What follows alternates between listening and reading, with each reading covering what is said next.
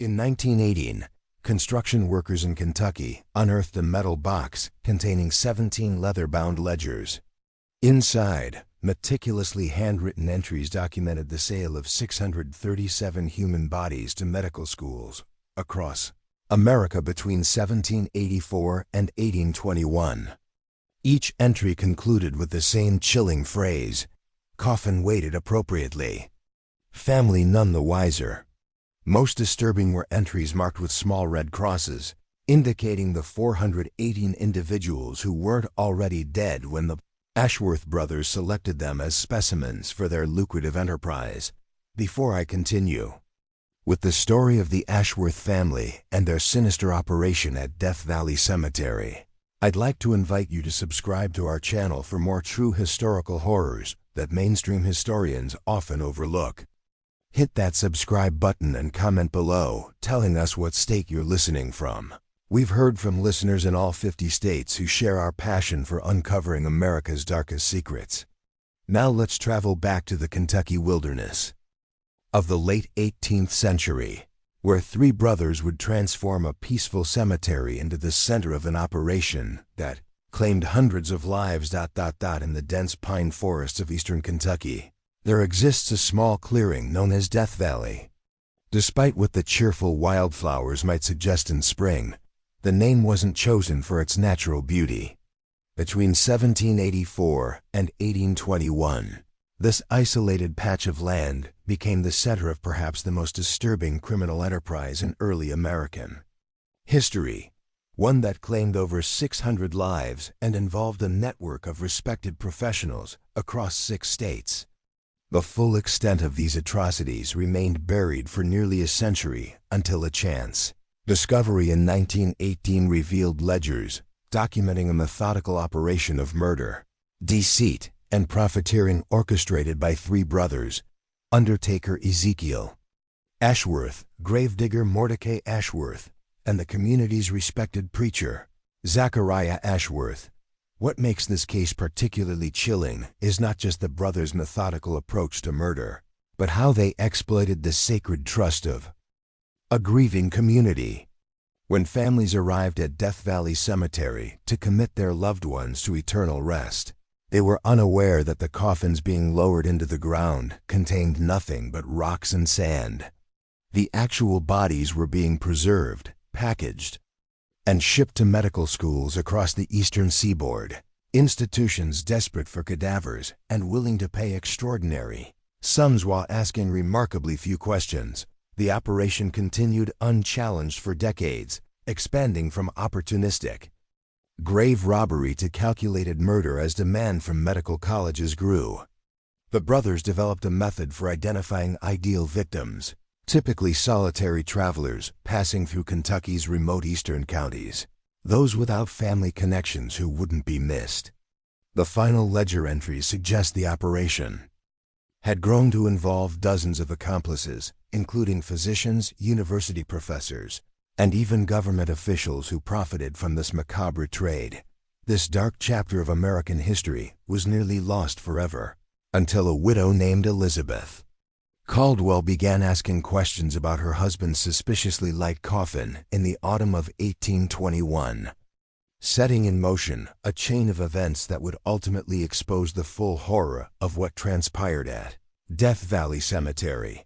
The settlement that would later be known as Ashworth Creek began as little more than a collection of cabins nestled in eastern Kentucky's dense forests, about 50 miles from the Virginia border.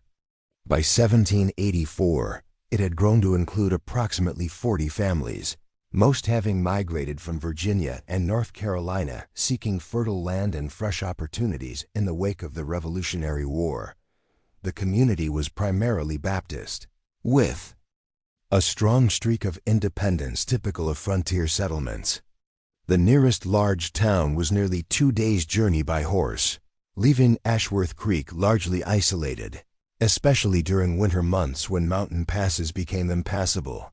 The Ashworth brothers arrived in the spring of 1784, presenting themselves as men of ambition and capability at a time when the growing settlement desperately needed both.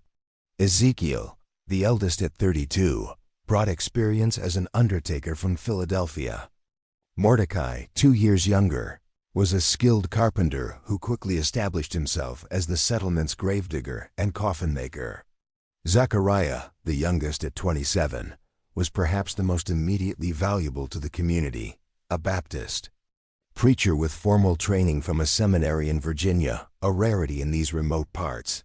Within 6 months of their arrival, the brothers had established Death Valley Cemetery on a 5-acre plot of land they purchased at the eastern edge of the settlement. The name, Zechariah explained to the community, was a biblical reference, the Valley of the Shadow of Death from Psalms, rather than a morbid choice. The location was ideal, elevated enough to avoid flooding, yet with soil soft enough for easy digging. More importantly for the brothers' undisclosed purposes, it was situated near a seldom-used trade route that connected to larger roads leading toward Virginia, Pennsylvania, and points further east. The centerpiece of the cemetery was a small white chapel where Zechariah held Sunday services and funeral ceremonies.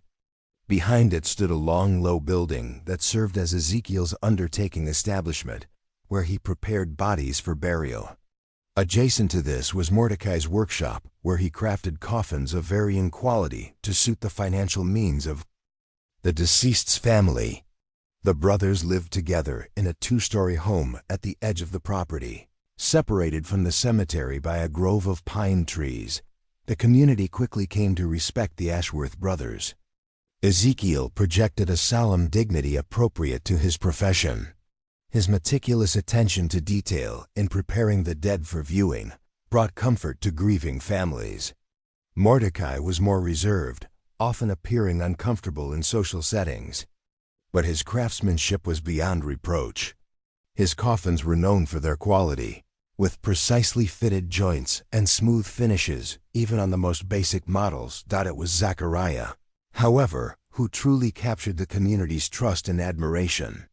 Handsome and charismatic, he delivered powerful sermons that resonated with the frontier congregation. He had a remarkable ability to comfort the bereaved, offering words that somehow made the loss more bearable. His prayers over fresh graves often moved even the most stoic settlers to tears.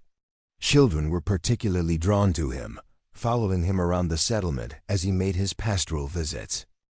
The Reverend has God's own gift for easing suffering, Martha Tunney remarked after Zechariah officiated her husband's funeral in the winter of 1785. I don't know how we'd manage death in this wilderness without the Ashworths to guide us through it. What nobody in Ashworth Creek realized was that the brothers had specifically selected their community after careful research. They had spent nearly a year traveling through frontier settlements before choosing this location for its isolation, its growing population, and critically, its position relative to the expanding medical education system in America's eastern cities. The late 18th century marked the beginning of formal medical education in the United States. Medical schools were being established in Philadelphia, New York, Baltimore, and Boston, all facing the same critical shortage: human cadavers for anatomical study. Laws severely restricted access to bodies for dissection, typically limiting medical schools to the corpses of executed criminals. This supply fell dramatically short of demand, creating a black market where a fresh, well-preserved body could command extraordinary prices. The Ashworths were uniquely positioned to capitalize on this demand. Ezekiel had worked as an assistant at Pennsylvania Hospital in Philadelphia, where he had made connections with physicians desperate for anatomical specimens. Mordecai had developed preservation techniques during his previous employment with a shipping company that transported goods through varying climates.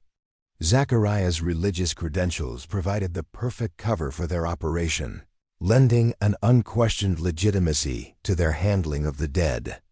"We provide a service to the living and the dead," Ezekiel wrote in the first entry of his ledger, dated June 17, 1784.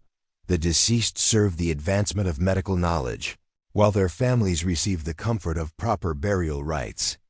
That the families believe they are burying their loved ones is a mercy. They need never know the higher purpose their departed now serve. The brothers' operation began modestly.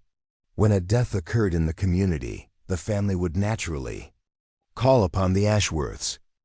Ezekiel would collect the body, promise to prepare it for a viewing, and bring it to his establishment.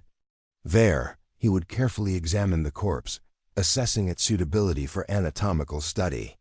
Bodies of those who had died from contagious disease were typically deemed unsuitable, as were those in advanced states of decomposition. For bodies Ezekiel considered valuable, the brothers implemented their deception. After the family had viewed their loved one, arranged peacefully in an open coffin, face visible but body covered with a burial shroud, Ezekiel would excuse them, explaining that he needed to perform final preparations before sealing the coffin. Once alone, he would remove the body to a concealed cellar beneath the preparation room, accessed through a trapdoor hidden under a heavy work table. In the cellar, Ezekiel would begin preservation procedures, typically injecting a solution of alcohol, salt, and various herbs into the major blood vessels. The body would then be packed in a mixture of salt and sawdust inside a specially constructed shipping container, narrow wooden crates that Mordecai built to resemble tool chests. Meanwhile, Mordecai would fill the coffin with rocks, sand, and in winter, frozen soil, carefully distributed to approximate human weight. The coffin would be sealed permanently, ready for the funeral service. Zechariah would perform a moving ceremony, speaking eloquently about resurrection and eternal peace, while the family remained unaware that their loved one's body lay not in the coffin but in the brothers' cellar, awaiting transport. The early ledger entries show a cautious approach. In their first year, the brothers shipped only 8 bodies to contacts at medical schools in Philadelphia and New York. Payments were substantial, between $17 and $25 per body, at a time when a skilled laborer might earn $1 per day. The money was delivered through an arrangement with traveling merchants who served as unwitting couriers, carrying sealed packets they believed contained business correspondence. Received payment for subject number 8 today. Ezekiel wrote in April 1785, $23. Our best price yet. Dr. H. at Pennsylvania Medical College specifically requested more specimens showing healed bone fractures. Must keep watch for appropriate subjects. By 1787, the operation had proven successful enough that the brothers expanded their cemetery, purchasing adjacent land and extending the road that connected to the main trade route. They also began to range further in their services, offering to collect and prepare bodies from settlements up to 20 miles away. This expansion allowed them to increase their shipments to 15 bodies that year. The isolation that made this community appealing now constrains our enterprise, Ezekiel noted in his ledger. Zechariah suggests we must widen our reach. Mordecai has designed an improved preservation method that should allow bodies to remain suitable for study even after 2 weeks' transport. The cemetery itself became a source of community pride. The Ashworths maintained it meticulously, with neat rows of graves marked by increasingly elaborate headstones that Mordecai carved himself. Twice yearly, Zechariah would organize community gatherings to clean the grounds, plant flowers, and repair any damage from weather. These events typically concluded with a picnic on the cemetery grounds, a practice that would seem macabre to outsiders, but reflected the frontier community's practical relationship with death. No one questioned why the Ashworths would occasionally disappear for several days, explaining that they were visiting suppliers in larger towns or attending to family matters in Virginia. In reality, these trips were for delivering bodies to their medical contacts or meeting with new potential buyers. As the operation continued, the brothers developed a system of communication with their clients using coded letters exchanged through a network of post-riders. The codes referred to bodies as study materials and used agricultural terminology to describe their condition and characteristics. Fresh bodies were green harvests, while preserved specimens were cured crops. Specific anatomical features of interest were described using lumber terminology. Specimens with knots referred to bodies with tumors or unusual growths, while straight grain indicated individuals with standard anatomy ideal for teaching. Basic structure. By 1790, the business had become so profitable that the brothers were among the wealthiest residents of the growing settlement, though they lived modestly to avoid attracting attention to their sudden prosperity. They invested much of their profits in land throughout eastern Kentucky, establishing themselves as significant property owners. This financial success allowed them to improve their facilities, including the construction of a larger cellar with improved ventilation and drainage, and a hidden rear exit from their property that allowed for discreet movement of bodies to waiting wagons. The community continued to view the Ashworths with respect and gratitude, unaware of the grim commerce taking place literally beneath their feet as they mourned at funerals or attended Sunday services. The brothers had created a perfect facade, becoming indispensable to a community that had no reason to question what happened after they entrusted their dead to the Ashworths' care.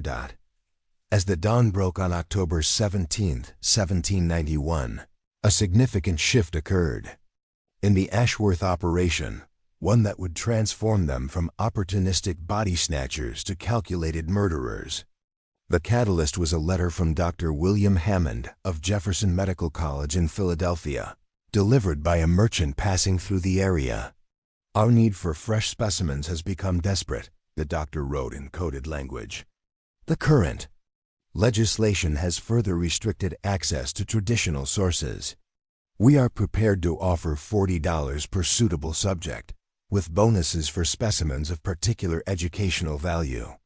The advancement of American medicine depends on institutions like yours that understand the necessities that transcend common sensibilities."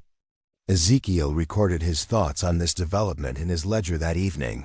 $40 per subject changes our calculations entirely. At such rates, we need not wait for death to visit Ashworth Creek naturally. There are travelers on the Western Road who would not be missed, solitary men seeking opportunity in the territories.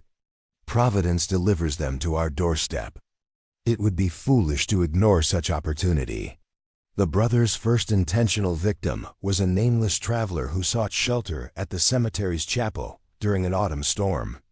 Zachariah offered the man hospitality, inviting him to dinner at the brothers' home. The meal included wine laced with a potent mixture of herbs that Ezekiel had learned about during his hospital employment, a combination that caused rapid unconsciousness followed by respiratory failure that mimicked natural death.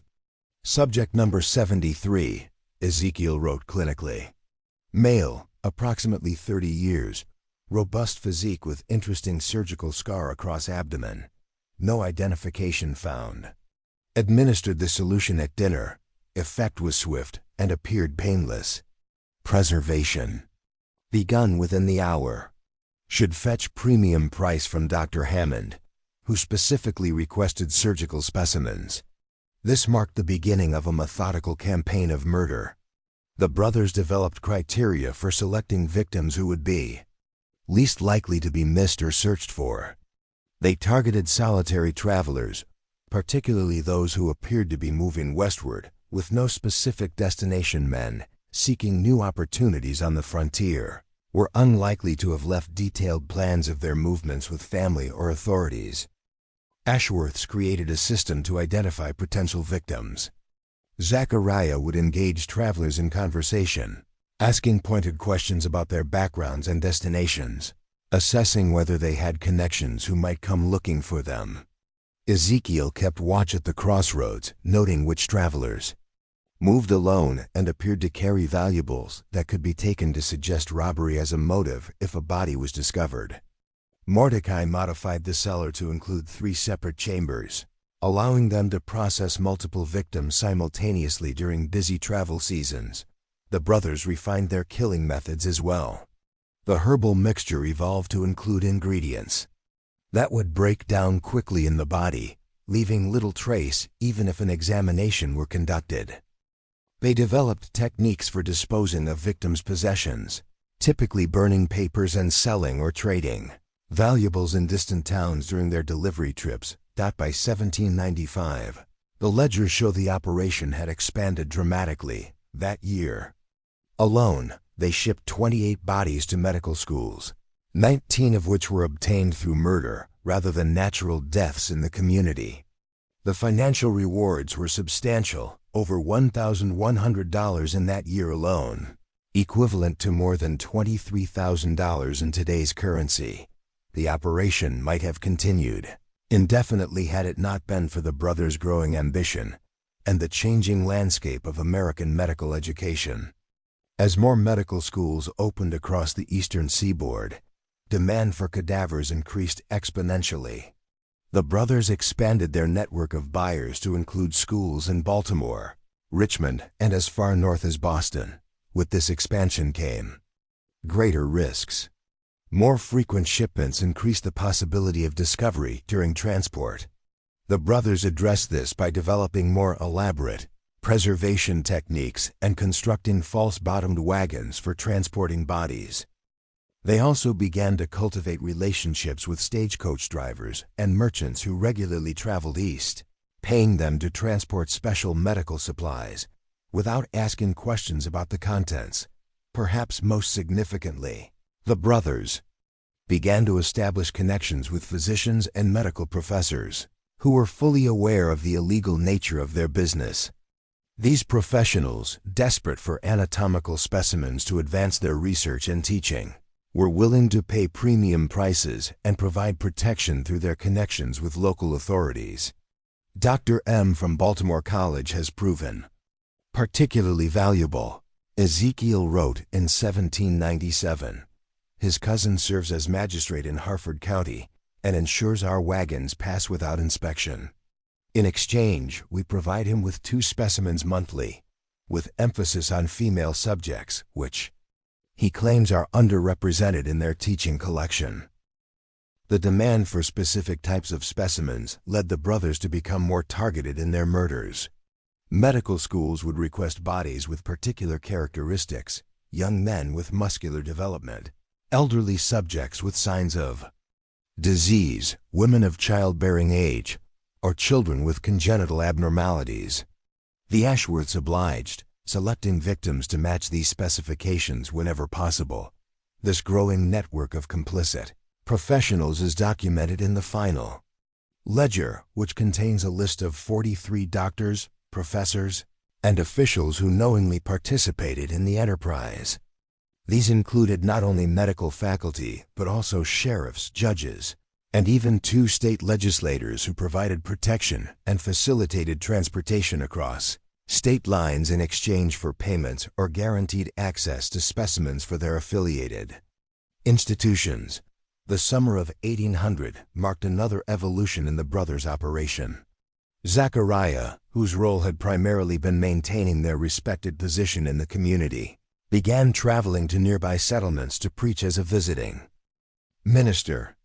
These trips served a dual purpose: identifying potential victims in other communities and establishing the brothers' presence across a wider area, making their frequent travels less suspicious.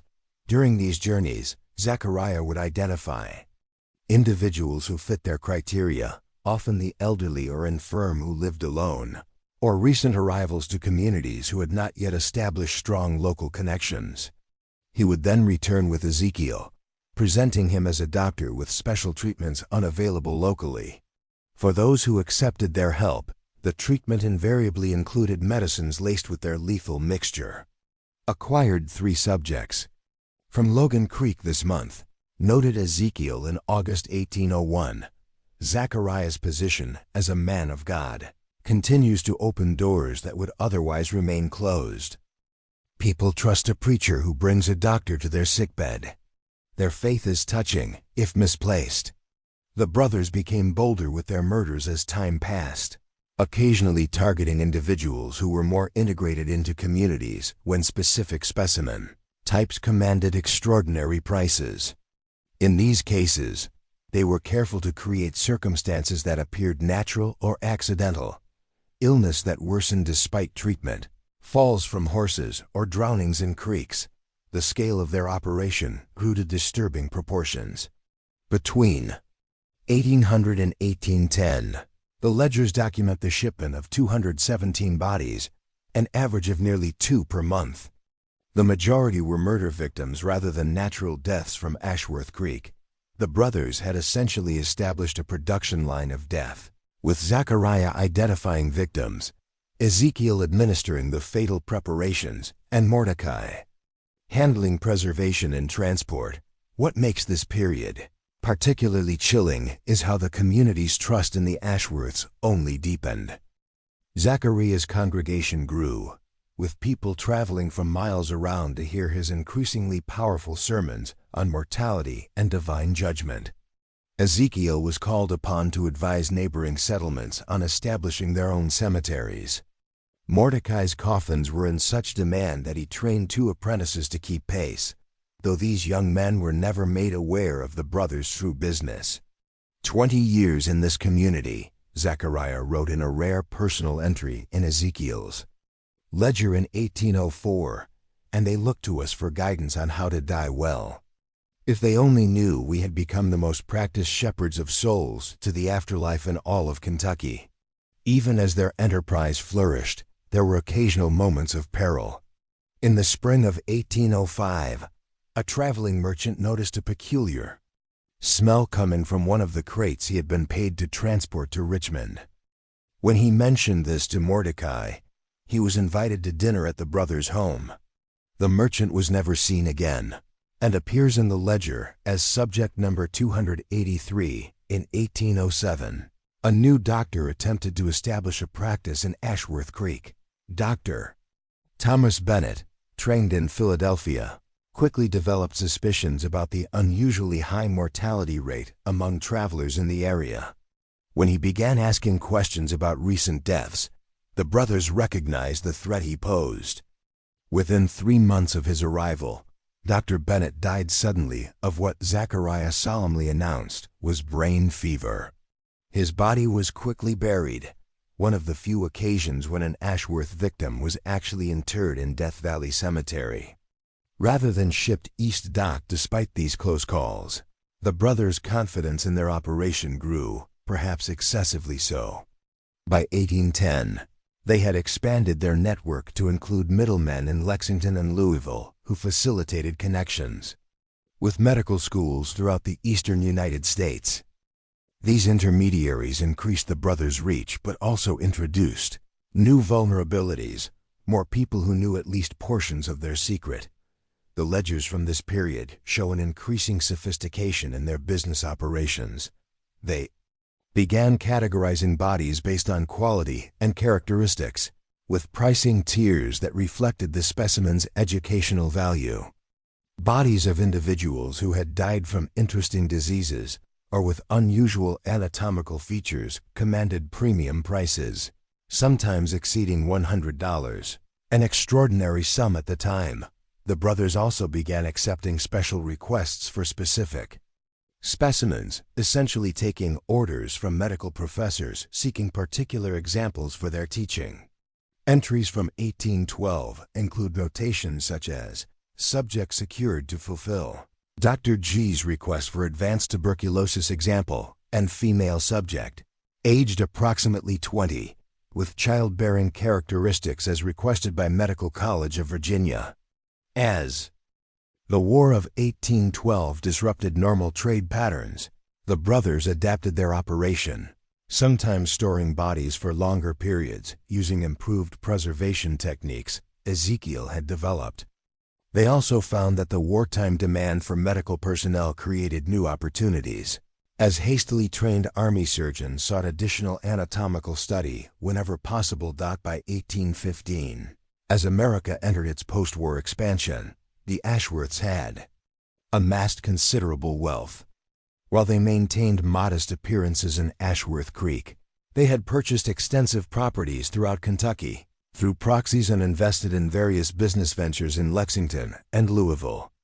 The ledger suggests their total earnings from the body trade exceeded $25,000, A fortune in early 19th century America. The years between 1815 and 1820 marked the peak of the Ashworths' operation.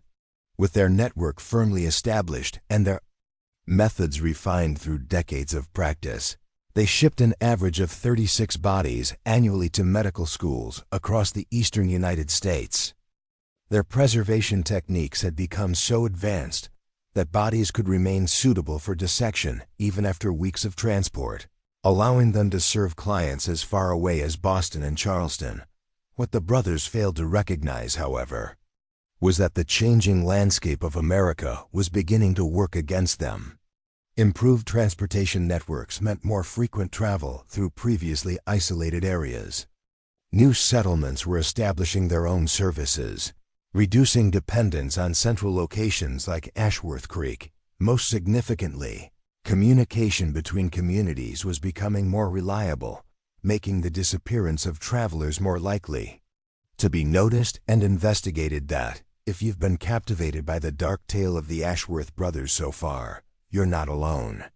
This is the kind of historical horror that continues to send chills down the spines of those brave enough to look into America's shadowy past. Take a moment to hit that like button if you're finding this story as disturbing as our research team did when uncovering these forgotten records. And if you haven't already subscribed, do it now. Our channel brings you America's most terrifying true historical cases that mainstream historians often overlook. Now, let's return to eastern Kentucky in 1820, where the Ashworths' murderous enterprise was about to face an unexpected challenge. The first significant threat to the brothers' operation came in the autumn of 1820, when James Caldwell, a prosperous farmer from central Kentucky, passed through Ashworth Creek on his way to visit relatives in Virginia.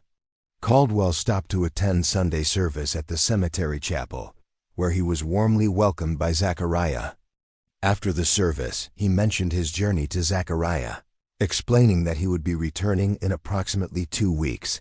Ezekiel's ledger entry for September 24, 1820, reads, "Potential subject presented himself today. J. Caldwell, traveling alone to Virginia, plans return journey in 2 weeks. Well-dressed, approximately 45 years, excellent physical condition."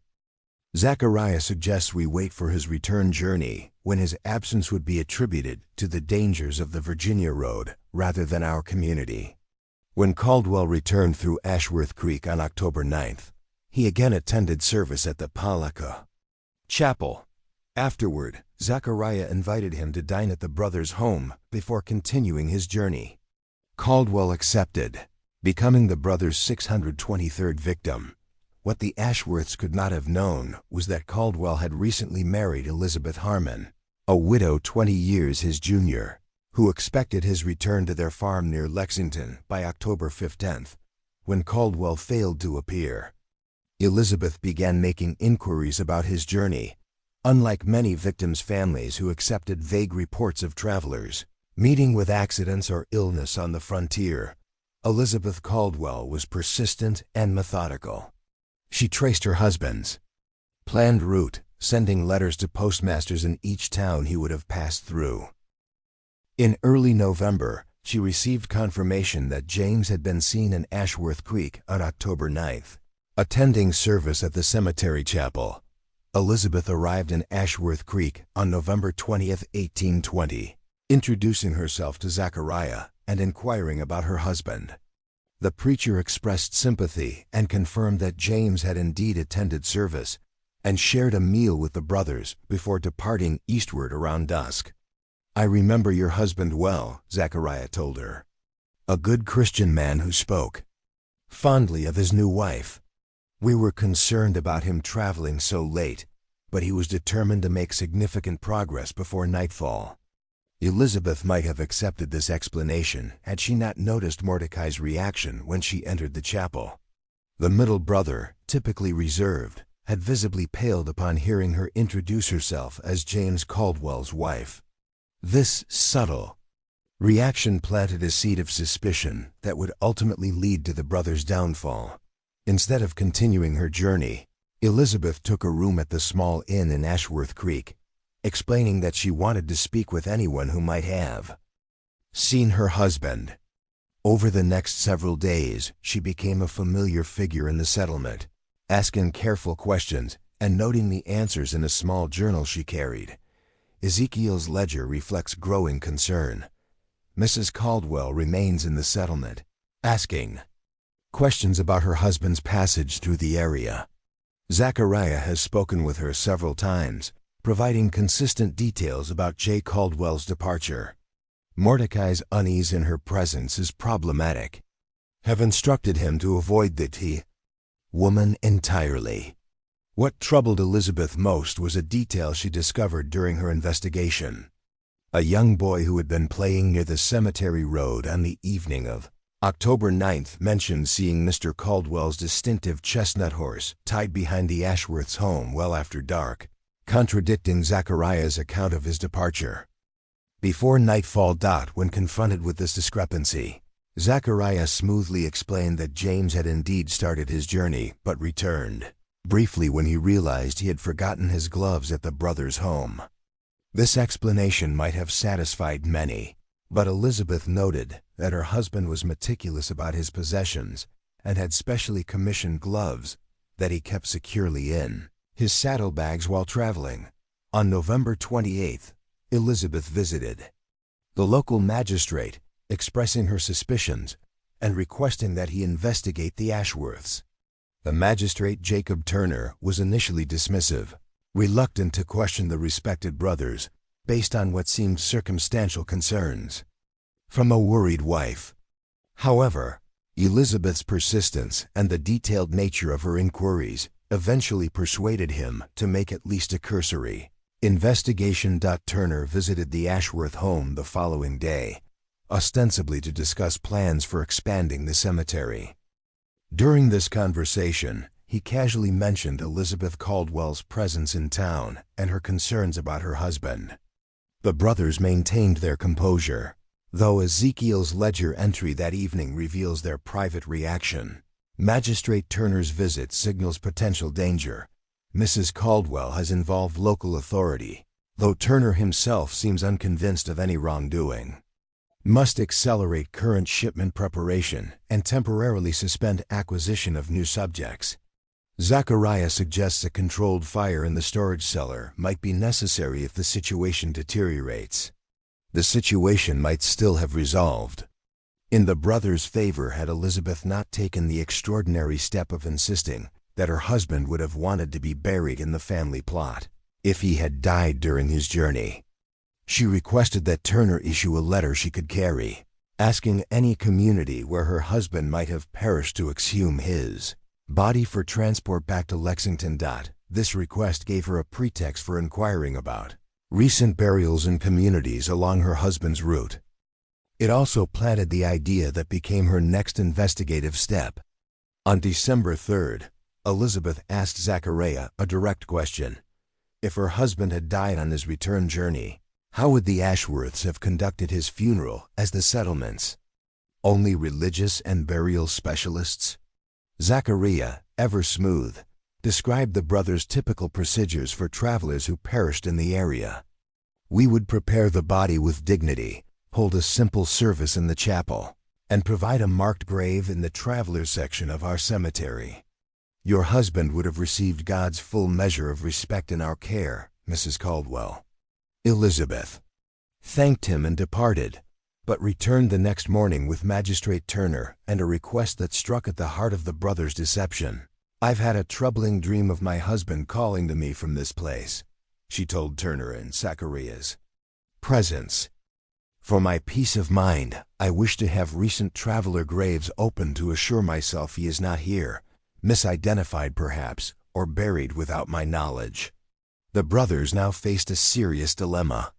Their typical practice involved fake burials, with weighted coffins for community members whose bodies were shipped east. However, for travelers they murdered, they rarely performed actual burials, instead processing the bodies immediately for preservation and transport. There were no graves that could be opened to satisfy Elizabeth's request without revealing their scheme. Ezekiel attempted to dissuade Turner, citing religious impropriety and potential health concerns from disturbing the dead. Zechariah suggested that such an action might invite divine displeasure. Mordecai, breaking his usual silence, argued that the ground was too frozen for such work. Turner might have been convinced by these objections, but Elizabeth had carefully cultivated relationships with several community members during her stay. When word of her request spread, support came from an unexpected quarter. Martha Tunney, whose husband had been among the first buried by the Ashworths in 1785, spoke up at a community gathering. "If it would ease the poor woman's heart to know her husband isn't buried unrecognized in our ground, Christian charity demands we help her," Martha declared. "I would want the same comfort were I searching for my Henry in strange territory." Faced with community sentiment and Elizabeth's unwavering persistence, Turner reluctantly ordered the examination of 3 recent graves in the travelers section of the cemetery. The brothers had no choice but to comply, though Ezekiel's ledger reveals their behind-the-scenes scramble. Disaster looms. Turner has ordered grave examinations for tomorrow morning. "We have no actual travelers buried in the marked plots." Mordecai suggests we disinter a community member buried last year and place in one of the traveler graves tonight, but identification would be impossible after our preservation process. Our only course is to allow the examination and claim confusion about grave markers. Must prepare for potential flight if suspicions intensify. On the morning of December 7, 1821, Turner, Elizabeth, and several community members gathered at Death Valley Cemetery. Mordecai and 2 assistants began excavating the first grave, marked with the name Jonathan Wiley, d. September 1820. After an hour of digging, they reached the coffin, which Mordecai opened with visible reluctance. The crowd gasped when the coffin was revealed to contain not a body, but a carefully arranged assortment of rocks and soil wrapped in burial linens to approximate a human form. Elizabeth immediately demanded the other graves be opened, and by midday, all 3 had revealed the same deception: weighted coffins with no human remains. "What is the meaning of this?"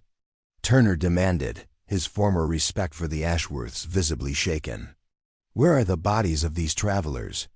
Zechariah, attempting to salvage the situation, claimed ignorance, suggesting that grave robbers must have stolen the bodies for unknown purposes. This explanation might have seemed plausible in larger cities, where body snatching for medical schools was a known problem, but in isolated Ashworth Creek, with no nearby medical facilities, the excuse rang hollow. "If grave robbers took these bodies," Elizabeth asked pointedly, "why would they refill the coffins with rocks and rebury them? And how could they do so without anyone in the settlement noticing such extensive digging?" The crowd's murmuring suggested growing suspicion. Turner ordered the brothers confined to their home while he considered next steps.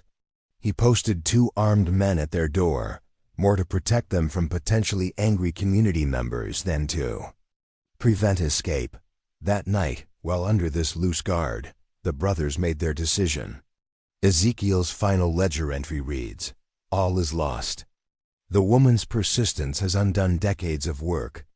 We have prepared for this contingency and will implement our escape plan tonight. Essential records and accumulated funds are secured in the designated location. God's work, as we have defined it, must continue elsewhere." What followed was perhaps the most damning evidence of the brothers' guilt. Rather than face questioning, they set fire to their home, creating a diversion that allowed them to flee into the winter night. By the time the community organized to battle the blaze, the Ashworths had vanished, taking with them a wagon and supplies prepared for just such an emergency. The fire, intended to destroy evidence, instead revealed the full horror of their enterprise. As flames spread to the undertaking establishment, community members working to contain the blaze discovered the hidden trapdoor leading to the brothers' secret cellar. What they found below would haunt the settlement for generations. 3 chambers had been carved from the Kentucky clay. The first contained specialized tools for dissection and preservation, along with chemicals unknown to the local population. The second chamber held 5 bodies in various stages of preservation, including that of James Caldwell, identifiable by the distinctive gold ring still on his finger, the wedding band Elizabeth had described in her inquiries. The third chamber, however, contained the most disturbing discovery: 16 leather-bound ledgers documenting nearly 4 decades of the brothers' macabre trade. These meticulous records, which Ezekiel had apparently deemed too valuable to destroy or take in their hasty escape, provided irrefutable evidence of their crimes and the extensive network that had facilitated them. "I knew my husband was here," Elizabeth Caldwell said quietly as she identified James's body. "A wife knows when she's being lied to about the man she loves." Turner, overwhelmed by the magnitude of the discovery, dispatched riders to the nearest larger settlements seeking assistance from county and state authorities. Within days, officials from Lexington arrived to begin a formal investigation, bringing with them a physician who confirmed that the preservation methods used on the bodies matched those commonly employed by medical schools. As news of the discovery spread, communities throughout eastern Kentucky began questioning deaths and burials the Ashworths had handled. The investigation expanded as officials attempted to match ledger entries with missing persons reports and unmarked graves. The final death toll, attributed to the brothers, 637 victims over 37 years, made them perhaps the most prolific murderers in American history to that point. The scope of the conspiracy revealed in the ledgers sent shockwaves through the medical establishment. The final volume contained the names of 43 physicians, medical professors, and officials who had knowingly participated in the enterprise. Some had simply purchased cadavers without asking questions about their source, but others had actively facilitated the brothers' operation, providing protection from authorities and placing specific orders for bodies with particular characteristics. It appears the Ashworths were merely the most visible portion of a vast criminal enterprise stretching across 6 states, wrote Judge William Harrison, who oversaw the subsequent investigation. The demand from our medical institutions for anatomical specimens created an incentive for murder on an industrial scale, with respected professionals choosing to ignore the obvious ethical questions their purchases should have raised. If you've been following the Ashworth family's horrific tale so far, you've barely scratched the surface of one of early America's most disturbing criminal enterprises. Our research team has uncovered details that historians have overlooked for centuries. Show your support by hitting that like button and leaving a comment about what aspects of this dark history you find most chilling. For those brave souls who want more historical horror stories that mainstream historians won't touch, subscribe now and hit the notification bell.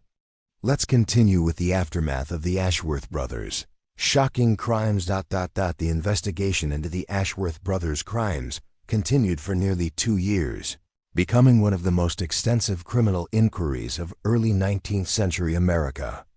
Officials faced extraordinary challenges in documenting the full extent of the brothers' activities, particularly in identifying victims and notifying their families. Many of the Ashworths' victims were travelers without strong connections to communities, making identification nearly impossible decades after their disappearances. Officials made the difficult decision to reinter unidentified remains in a mass grave at the edge of what had been Death Valley Cemetery, marked with a simple stone that read, "Here lie the victims of man's inhumanity to man, 1784 to 1821. For the families who could identify their loved ones, the discoveries were devastating. Martha Tunney, who had spoken so movingly of her husband Henry's funeral conducted by the Ashworths in 1785, learned that his body had never been buried in Death Valley Cemetery. According to the ledgers, he had been the brothers' 7th shipment, sent to a medical college in Philadelphia 2 days after his funeral service. "For 36 years, I've brought flowers to an empty grave," Martha told the Lexington Gazette in 1822, "I've spoken to Henry there," believing his remains were listening from beneath the soil, to learn that strangers have cut apart his body hundreds of miles away. There are no words for such a violation. The investigation into the medical professionals implicated in the ledgers proved equally challenging. Many of the earliest collaborators had died by the time of discovery. Others used their considerable influence to avoid prosecution. Several fled to Europe when news of the investigation became public. In the end, only 11 of the 43 named individuals faced formal charges, and just 4 were convicted, all receiving relatively light sentences compared to the magnitude of their involvement. Dr. William Hammond of Jefferson Medical College, whose 1791 letter had encouraged the brothers to begin murdering travelers, was among those who escaped justice. By the time investigators tracked him to Baltimore in 1823, he had boarded a ship for England, never to return to American shores. The Ashworth brothers themselves vanished into the expanding American frontier. Despite one of the most extensive manhunts of the era, with descriptions circulated throughout the United States and into Canada, no confirmed sightings were ever documented. Rumors occasionally surfaced. 3 brothers matching their description operating a small church in Missouri in 1824. An undertaker named Ashfield in western Pennsylvania, whose preservation techniques matched Ezekiel's methods. A traveling preacher in Tennessee who resembled Zechariah, but called himself Thomas Blackwood. It is a disturbing possibility that the Ashworths, having perfected their deception over decades, may have simply established themselves elsewhere, under new identities. Judge Harrison wrote in his final report on the case in 1825, "Men capable of maintaining such a facade of respectability while committing unspeakable crimes would find little difficulty in creating new personas on the frontier, where questions about one's past are considered impolite at best." The case had profound impacts on American medicine and burial practices.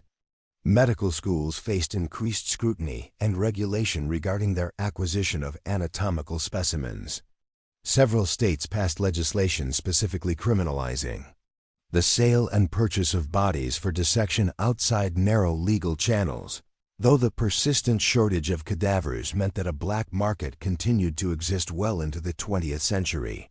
Communities throughout the Appalachian region developed new customs to ensure their dead were actually buried as intended. These included multi-day wakes where the body was never left unattended, burial societies whose members personally oversaw every aspect of interment, and in some areas the practice of sitting up with the dead, where community members would maintain a vigil at the grave for several days after burial to prevent disturbance. The settlement of Ashworth Creek, tainted by its association with the brothers' crimes, officially changed its name to Providence in 1823. Death Valley Cemetery was deconsecrated, with most families choosing to exhume their loved ones' coffins, finding, in almost every case, that they contained only rocks and soil rather than human remains. The cemetery grounds were eventually abandoned and reclaimed by the forest, with only the mass grave marker remaining visible by the mid-19th century. The psychological impact on the community was perhaps the most profound and lasting effect. People who had trusted the Ashworths completely, had wept with Zechariah at funerals, had clasped Ezekiel's hand in gratitude for his careful preparation of loved ones, had admired Mordecai's craftsmanship, now questioned their ability to judge character at all. "We invited wolves into our fold and called them shepherds," wrote Rebecca Lansing, a longtime resident of the settlement, in a letter to her sister in Virginia. "We gave them our dead to tend and never questioned when they grew prosperous from such somber work." What does it say about our discernment that men capable of such calculating evil were our most respected citizens for nearly 40 years? The case gradually faded from public consciousness as the 19th century progressed. Occasional newspaper articles would revisit the Kentucky body merchants on anniversaries of the discovery, but the full details were considered too gruesome for Victorian sensibilities. By the early 20th century, the Ashworth case had become little more than a footnote in criminal history, occasionally mentioned in medical ethics discussions but largely forgotten by the general public. This might have remained the case had construction workers not unearthed a metal box while excavating for a new road near Somerset, Kentucky, in 1918. Inside were 17 leather-bound ledgers, the original 16 from the brothers' cellar, which had been held as evidence during the investigation, plus a 17th volume that had never been found during the initial discovery. This final ledger, apparently hidden separately from the others, contained the brothers' contingency plans, including detailed maps to caches of money buried throughout eastern Kentucky and a coded list of contacts who had agreed to help them establish new identities if their operation was discovered. Most disturbingly, it included Ezekiel's reflections on their decades of murder, revealing a man who viewed his crimes not with remorse, but with clinical pride in the efficiency of their operation.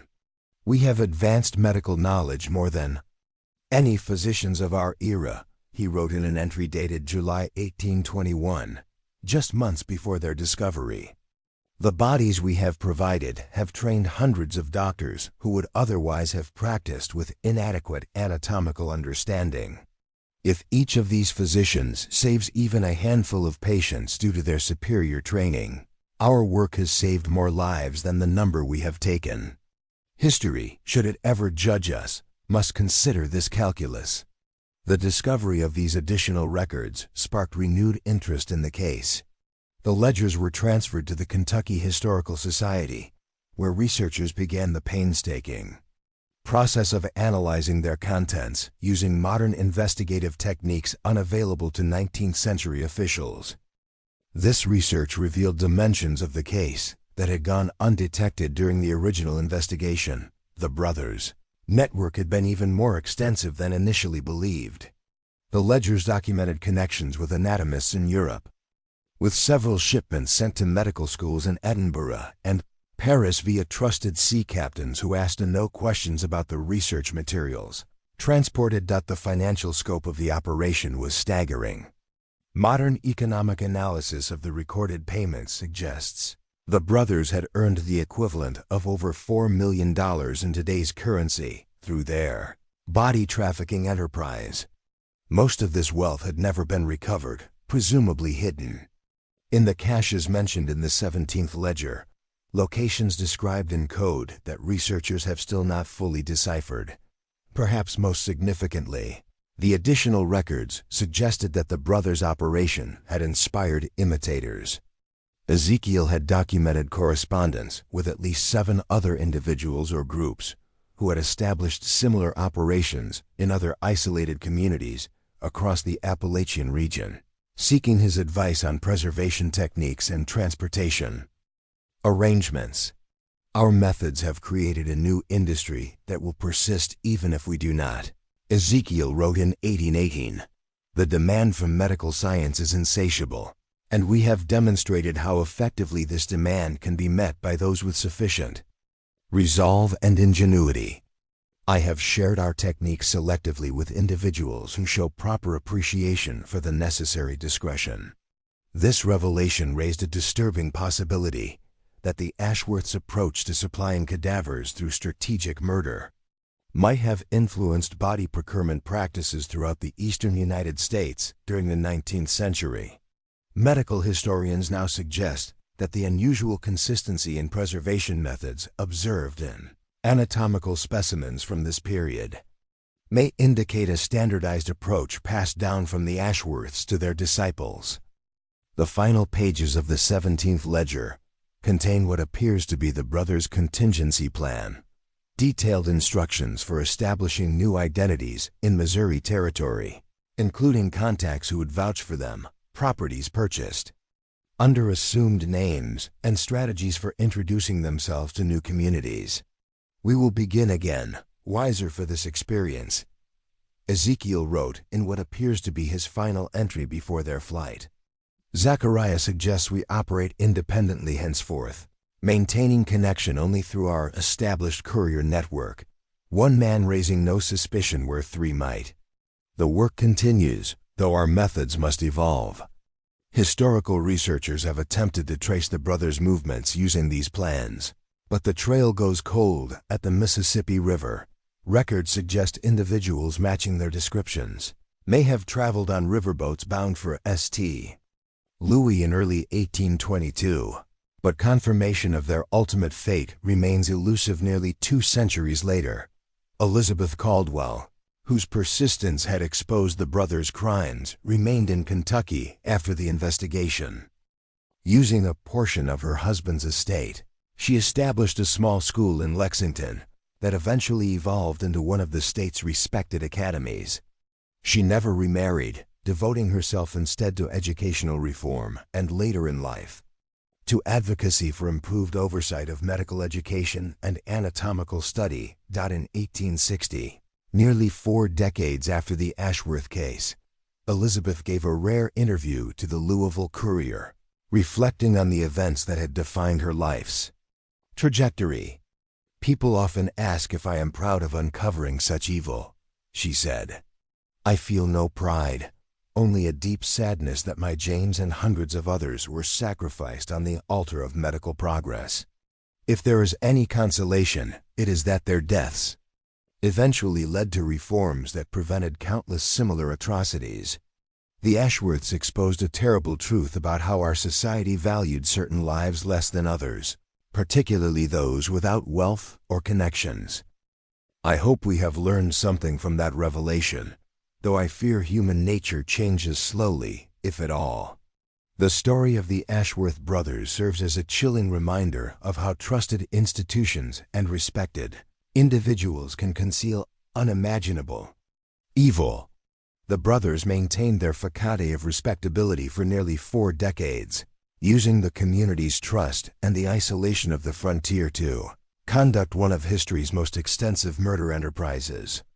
Their story also highlights the ethical compromises that accompanied early medical advancement in America, how the desperate need for anatomical knowledge created conditions where those willing to supply cadavers without questions asked could profit enormously, regardless of their methods.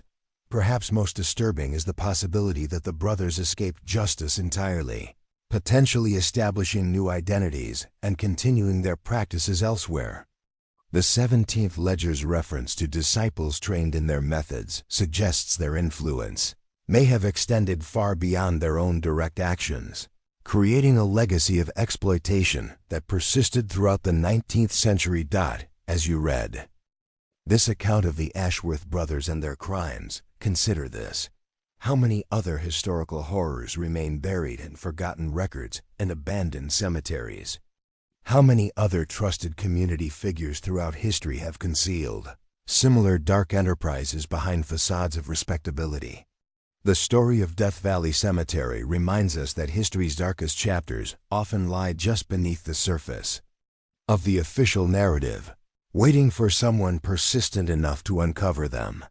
Now that you've heard this disturbing piece of forgotten American history, we hope you'll join our community of truth seekers who aren't afraid to look into the darkest corners of our past. Subscribe to our channel for more meticulously researched historical horror stories that mainstream historians often overlook. Hit the notification bell to make sure you never miss our weekly uploads, and leave a comment sharing your thoughts on the Ashworth brothers' crimes. What other historical mysteries would you like us to investigate next? Remember, the truth is often more terrifying than fiction, especially when it's been buried for centuries.